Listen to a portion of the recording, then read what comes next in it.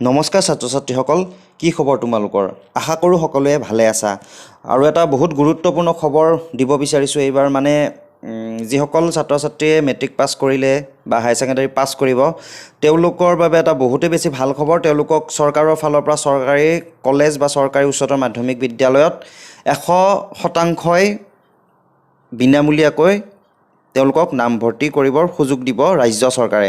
এই কথা ঘোষণা কৰিছে শিক্ষামন্ত্ৰী হিমন্ত বিশ্ব শৰ্মাই। আৰু হোষ্টেলত থকা ছাত্ৰ ছাত্ৰীসকললৈকেও 1000কৈ টকা দিব চৰকাৰে। সঁচাকৈ খুব ভাল এটা পদক্ষেপ। চৰকাৰক মই অভিনন্দন জনাইছোঁ এই পদক্ষেপৰ কাৰণে। আৰু হিমন্ত বিশ্ব শৰ্মা ছাৰে কি কৈছিল আমি এই ভিডিঅ'টোত শুনি লওঁ, আৰু শেষলৈকে ভিডিঅ'টো চাওক, তেতিয়াহে গম পাব হিমন্ত বিশ্ব শৰ্মা ছাৰে আচলতে কি কৈছিল।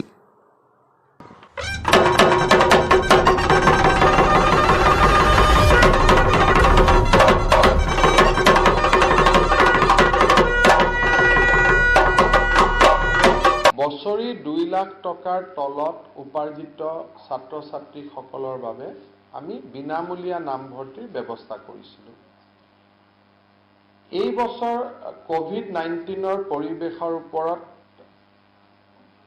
পৰ্যালোচনা কৰাৰ পিছত আমি সিদ্ধান্ত লৈছোঁ যে এইবাৰ APL হওক BPL হওক আমি কলেজবিলাকত ষ্টুডেণ্টক 100% আমি ফ্ৰী এডমিশ্যন দিম। তাৰমানে উইদাউট এনি ইনকাম স্লেব আমি সকলোকে বিনামূলীয়া আমি নামভৰ্তিৰ ব্যৱস্থা কৰিম। আৰু এইটো আমি ষ্টেপ লৈছোঁ কাৰণ কোভিড-19ত বহুত পিতৃ মাতৃ আৰ্থিকভাৱে জুৰুলা হৈ আছে, তেওঁলোকক সকাহ দিয়াটো আমাৰ দায়িত্ব। গতিকে এই এটা ঐতিহাসিক সিদ্ধান্ত আমি গ্ৰহণ কৰিছোঁ, আৰু আমি এই সিদ্ধান্তটো যাতে 100% ইমপ্লিমেণ্ট হয় তাৰ বাবে আমি সকলোৰে সহযোগিতা বিচাৰিম। যে বহুত কলেজৰ প্ৰিন্সিপালে কয় যে প্ৰথম টকাটো দিয়ক, গভৰ্ণমেণ্টৰ পৰা টকাটো আহিলে উভতাই দিব। এনেকুৱা ধৰণৰ ব্যৱস্থা কৰাপশ্যনৰ মানদণ্ডৰ ভিতৰত পৰিব।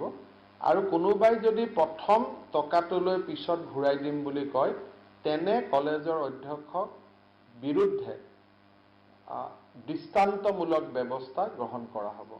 যোৱা বছৰৰ দৰে এইবাৰ এডমিশ্যনৰ ফৰ্মতে আমি সকলোৰে বেংক একাউণ্ট নম্বৰ ল'ম। আৰু এইবাৰ কলেজবিলাকক আমি নিৰ্দেশ দিছোঁ, আমাৰ DPI-টো মনিটৰ কৰিব, DT-য়ে মনিটৰ কৰিব, DSC-য়ে মনিটৰ কৰিব।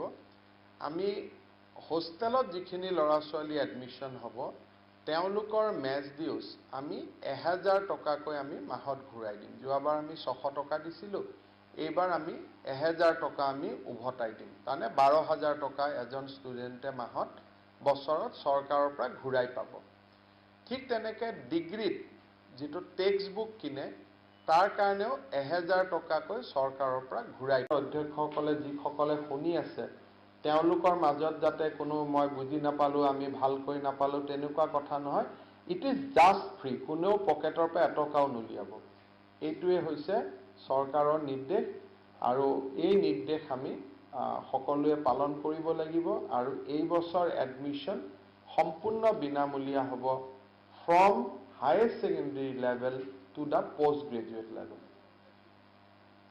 ইঞ্জিনিয়াৰিং, মেডিকেল সকলো ক্ষেত্ৰতে কোনো এডমিশ্যনতে এইবাৰ কোনেও পইচা নলয়।